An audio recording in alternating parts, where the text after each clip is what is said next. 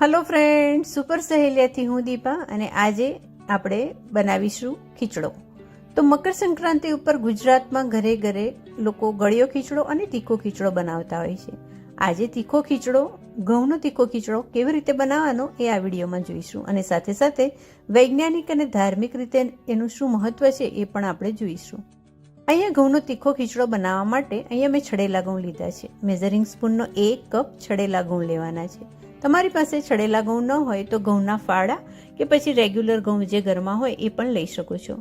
સાથે સાથે અહીંયા અડધો કપ જેટલા ચોખા લેવાના છે. ચોખા અહીંયા ટુકડા ચોખા લેવાના છે, આખા ચોખા નથી લેવાના. અને ચોખા હોય એનાથી અડધી એટલે કે પા કપ જેટલી દાળ લેવાની છે. તો અહીંયા મેં ચણાની દાળ, તુવેરની દાળ અને મગની છોડાવાળી દાળ એમ 3 દાળ પા કપનું માપ રાખી અને લીધી છે. અહીંયા મગની છોડાવારની દાળ છે એના બદલે તમે મગની છોડા વગરની દાળ, જેને હિન્દીમાં મૂગ ધુલી કહે છે, એ પણ લઈ શકો છો.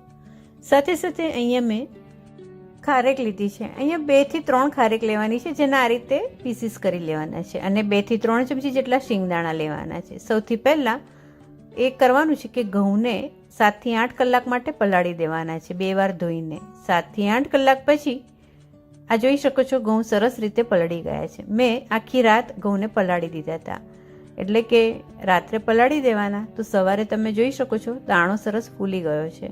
હવે કુકરમાં 2 ગ્લાસ જેટલું પાણી રેડી અને ઘઉંને 3 થી 4 વિસલ થાય ત્યાં સુધી બાફી લેવાના છે. બીજી બાજુ આપણે 3 જાતની દાળ અને ચોખા બધું બાઉલમાં મિક્સ કરી દઈશું અને સાથે સાથે સિંગદાણા અને ખારેક આ બધું સાથે આપણે બરાબર ચોખા અને દાળને ધોઈ અને બાફી લેવાનું છે. દાળ અને ચોખા બરાબર મિક્સ કરી અને 3 વાર પાણીથી ધોઈ લઈશું. 15 મિનિટ માટે બને તો પલાળી રાખજો અને પછી કુકરમાં આ રીતે દાળ અને ચોખા પણ 2 ગ્લાસ પાણી રેડી બાફી લેવાના છે.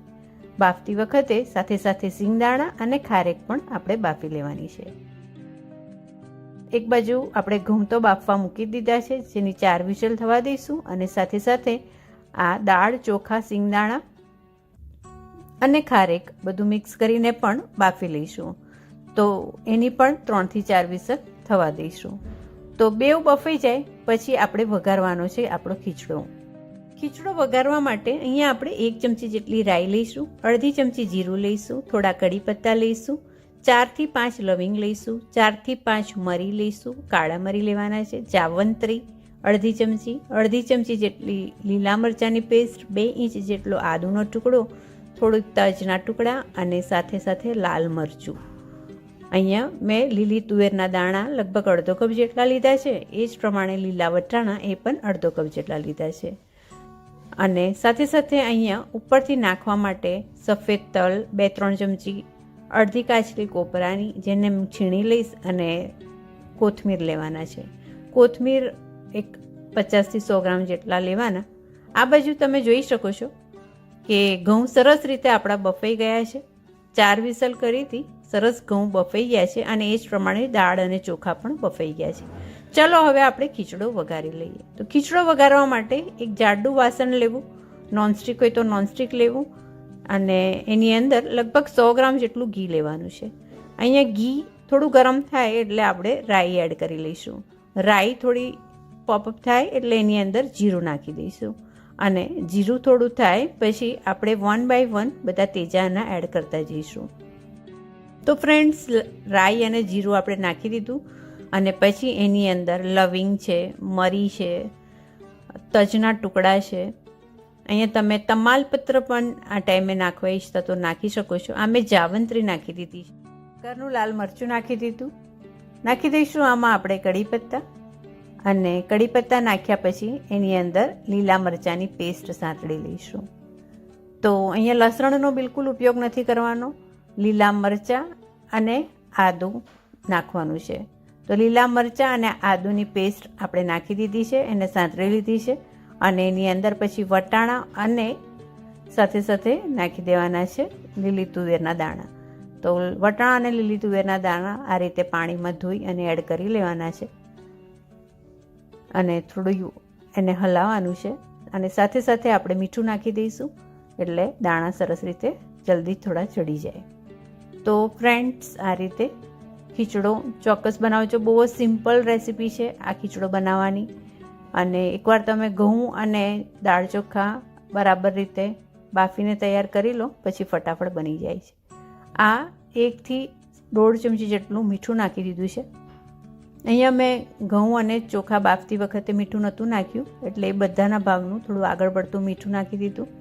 2 થી 3 મિનિટ માટે ઢાંકી દીધું હતું. અને પછી આ રીતે 2 ગ્લાસ જેટલું પાણી એડ કરી લેવાનું છે. 2 ગ્લાસ જેટલું પાણી એડ કરી અને પછી એની અંદર આપણે બાફેલા ઘઉં અને ચોખા એડ કરી લેવાના છે. તો ફ્રેન્ડ્સ, હવે આપણે સાથે સાથે એ પણ જોઈએ કે આ ખીચડો કેમ આ ટાઈમમાં એટલે કે ધનુર્માસમાં મકર સંક્રાંતિ વખતે લોકો બનાવતા હોય છે.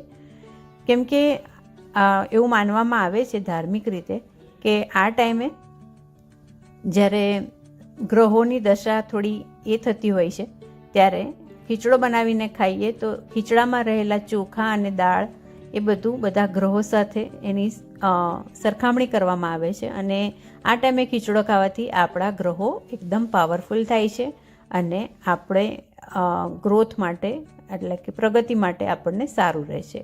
એટલે આ જ્યોતિષ શાસ્ત્ર પ્રમાણે આ એક રીઝન છે, એ તમને મેં કહ્યું. થોડી મેં હળદર પણ સાથે નાખી દીધી છે અને સાથે સાથે આ ખીચડો આ રીતે મિક્સ કરી લેવાનો છે. હજી આપણે 2 ગ્લાસ જેટલું પાણી એડ કરી અને પછી એને ખદબદવા દઈશું. તો જ્યોતિષશાસ્ત્ર ધાર્મિક રીતે ખીચડો બનાવવાનું મહત્ત્વ આપણે જોયું. અને વૈજ્ઞાનિક રીતે એવું માનવામાં આવે છે કે પૌષ્ટિક ખોરાક આ કહેવાય એક, અને આ ટાઈમે આપણે ખાઈએ તો આપણું જે હેલ્થ છે એ સારી રહે છે અને ઇમ્યુનિટી પાવર પણ સ્ટ્રોંગ થાય છે. કેમ કે આ ટાઈમમાં જે સિઝનમાં થોડી ઠંડી હોય અને એ ટાઈમે તમે જો ખીચડો બનાવીને ખાઓ તો તમારે એક જાતનું પાવર, ઇમ્યુનિટી પાવર તમારો બૂસ્ટઅપ થાય છે. તો બધું સરસ રીતે હલાવી દીધું છે અને પછી એની અંદર થોડા મસાલા કરી લઈશું, જેમ કે ધાણા જીરું છે, લાલ મરચું છે. અને આ ખીચડામાં થોડી ખાંડ પણ નાખવામાં આવે છે, એટલે થોડો ગળચટ્ટો આ બનાવવામાં આવે છે.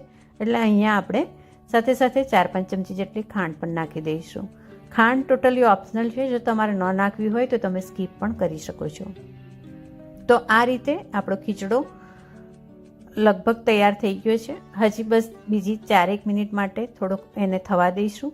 ટોટલ તમારે 15-20 મિનિટ માટે પાણી રેડ્યા પછી ખદબદ થશે ખીચડો, એટલે એમાં રહેલું ઘઉં ને દાળમાં રહેલું જે ગ્લુટન અને ફેટ છે એ છૂટી પડે અને પછી આ રીતે કન્સિસ્ટન્સી એવી તૈયાર થઈ જાય. ખીચડો આપણો લગભગ તૈયાર છે. પછી ઉપરથી કોથમીર અને કોપરાનું છીણ અને તલ ઉપરથી આ રીતે પાથરી દેવાના છે અને બધું સરસ રીતે મિક્સ કરી લેવાનું છે. તમે ઈચ્છો તો આમાં આ ટાઈમે કાજુ અને કિશમિશ પણ એડ કરી શકો છો. તો ફ્રેન્ડ્સ, આ રીતે આપણો ખીચડો તૈયાર છે. આ સફેદ તલ પણ આપણે નાખી દીધા. બધું સરસ રીતે હલાવીને મિક્સ કરી દઈશું. અને આ કન્સિસ્ટન્સી પરફેક્ટ છે. થોડો ઠંડો પડશે એટલે હજી થોડો ઘટ્ટ થશે અને આને તમે એન્જોય કરી શકો છો કઢી સાથે કે છાશ સાથે. તો ચોક્કસ બનાવજો મકર સંક્રાંતિ પર આ રીતે ઘઉંનો તીખો ખીચડો. Thank you for watching our channel super Saheliya. અને જો અત્યાર સુધી અમારી ચેનલ સબસ્ક્રાઈબ ન કરી હોય તો ચોક્કસ સબસ્ક્રાઈબ કરજો. Thank you.